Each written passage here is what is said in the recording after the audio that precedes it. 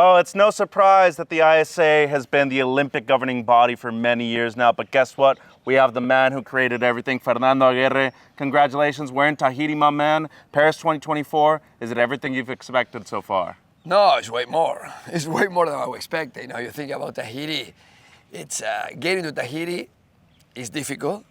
Convincing all the stakeholders was difficult. Managing anything so remote is difficult, but I think there is a sense of, it's like an embassy of surfing, no? Right. Tahiti, Tehupo, because we're not just bringing a competition, we're bringing what you see here. The camaraderie in the water, the camaraderie in the beach, teams hanging out together, people talking, people hanging out. And the dream always include the brotherhood / sisterhood. But many competitions don't have that. And you know, I mean, there are examples, tons of examples of competition, athletic competitions where the reality is just people go, you watch, and then they leave, and that's it. People stay here. You know, I was right now watching the webcast, and it was 2 people from the American team, Kanoa from the Japanese team, and 2 people from another team. They were in the little tower on one of the boats, hanging, chatting, laughing, seeing a former silver medalist that instead of going, leaving, pissed off because he didn't make it to the next round, stay, hang out, enjoy it. That talks a lot about our culture. No? Supporting his own teammates too, which is another major thing. But it talks as well. about also about our culture, the way we are, you know, what brings us together in this sort of United Nations of surfing, like I like to call it. No? So you mentioned the word dream a little bit ago. Was there ever a point in time, Fernando, where you were willing to give up on the Olympic surfing dream? Of course. I think like every other day. You know, it's like, you know, when people, your brother, your partners, your friends, your significant others tell you, this is never going to happen. And I think, you know, it's, I mean, there were days in which I would wake up in the morning and I would realize that there was so many hurdles and that it was basically impossible. And that maybe everybody was wrong. Maybe I should like, just go surfing, you know? But what kept me alive in that long paddle of 22 years, from the day I was selected until the Rio vote on the IOC, on Olympic surfing, was the total conviction that it was going to happen, but I didn't know when it was going to happen, who was going to be around or leading the ISA when it happened. But I was absolutely sure that by doing what I was doing, I was just opening a trail. And then other people will have an easier time if it didn't happen. It will be like the reverse Murphy's Law. You know, Murphy's Law is something bad can happen, it will happen. Yeah. I love the reverse. I call it the reverse Murphy's Law, which is if something good can happen, it will happen. Yeah. That's the way I wake up in the morning thinking, okay, what's going on? I mean, you know, a competition all these days, there are days with great waves, then great with incredible waves, and then the thing just blown, a huge storm runs us over, and now we're starting from scratch again.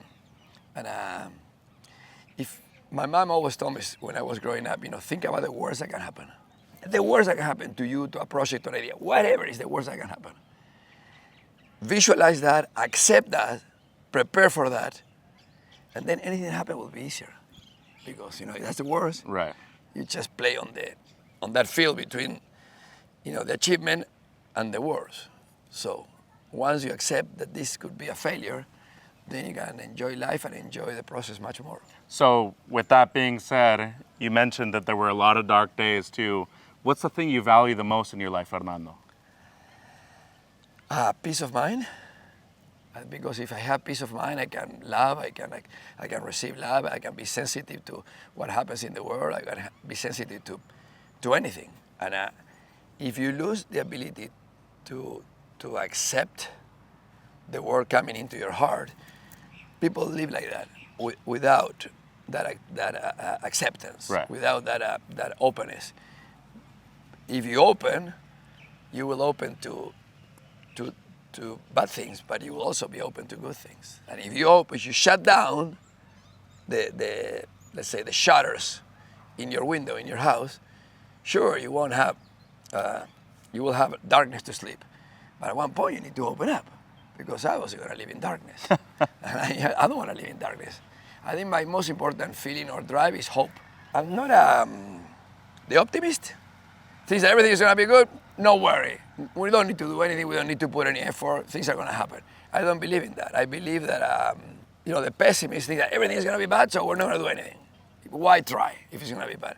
My word is, what I like to say always is that I'm a pessimistic but proactive pessimist. So I use what my mom told me, which is how bad it could be, but then I work out of the pessimism, out of the darkness. And it's every day. Sometimes we all have that. Sometimes you don't want to wake up, you don't want to get out of bed. You're like, I'm not one to fall into depression or despair or whatever, but there are days that you feel like, the obstacles are so huge. I say, this is just a waste of time. But it's not. Because failure after attempting something is much better than failure after not attempting something. Because in the failure after attempting it, because you want and you go and you fail, that's when you learn. And at the end of the day, you're gonna be in peace with your mind because you attempted. And many times it's the result is unknown, but that doesn't really matter to me. So it seems like you like challenges. You almost even relish in challenges. Yeah. We've got Paris 24 right now, and the ISA has been the Olympic surfing governing body since its inception. As we look towards LA 2028, how could the ISA improve and evolve as Olympic surfing's governing body? If you ask me, I'm a pain in the butt with everybody around me because I find details and I find things to improve everywhere, all the time. So I think there's going to be a lot of improvement, and I think our judging has been impeccable. I mean, if you look back 10 years ago, judging at all events was always source of polemics and discussions and disagreements and people being pissed off. For me, the number one job of the president of any international sports federation is to find a way to be sure that you've done everything is possible so the best is the one that wins.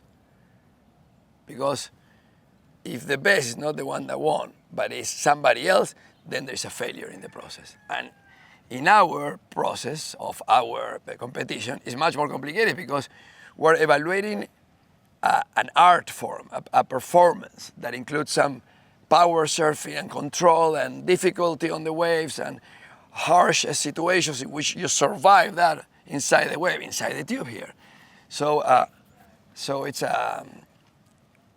I'm always been obsessive with the judging since the day I was selected to the ISA. So not too long ago, I said, we have to have 4 cameras to replay. We used to have, we have 1 camera, 2, you never want to use 4. No, I want 1 camera to follow 1 surfer, the 20 or 30 minutes.